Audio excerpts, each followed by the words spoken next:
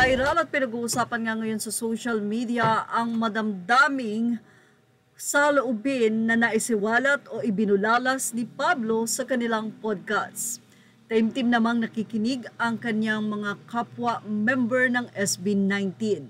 Sana sabi nga po nga pagpapahayag ng damdamin ni Pablo. Dito nasiwalat na ni Pablo ang kanyang saloobin bilang isang leader ng kanyang grupo.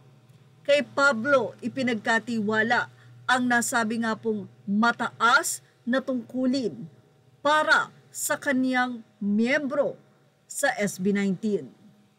Narito po ang ilan sa sinabi. Malaki yung responsibility na ibinigay sa akin ng company natin before. Patuloy ni Pablo, sinabi niyang ang lakas siguro ng tama sa akin na kapag may maling nangyayari sa akin isinisisi lagi.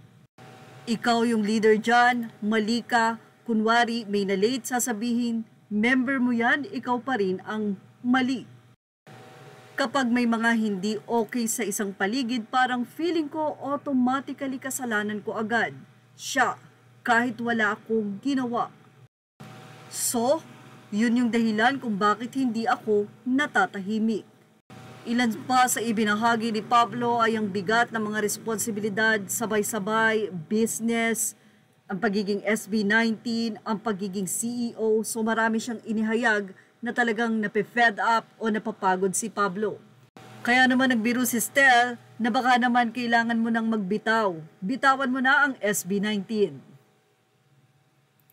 Kaya naman ang ilang netizen ay mayroong simpatya at advice kay Pablo. Anila huhuhu, halatang pagoda si Pau-Pau dito. Pero laban Pau, malayo na narating nyo, patuloy mo yan, love-love ka namin. Kaya pala napaka-protective niya sa mga brothers niya. Being a leader is like being a puzzle master. Hard to find the right pieces, but when you do, it's a beautiful picture.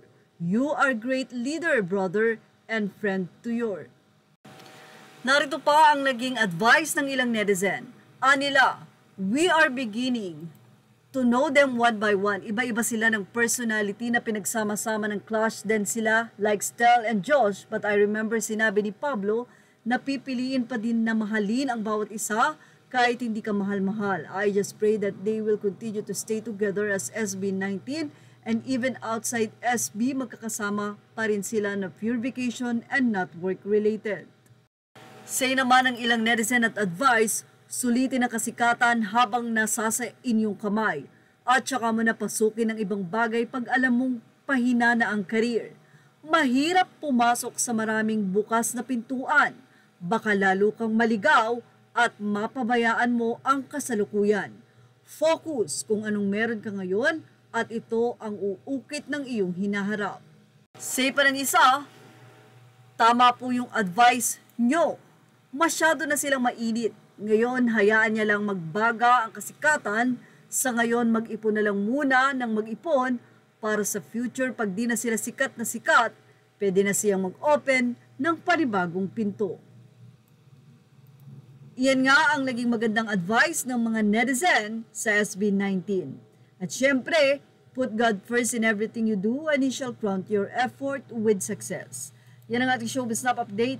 Images are all credit to the rightful owners. Thank you for watching Showbiz Snap.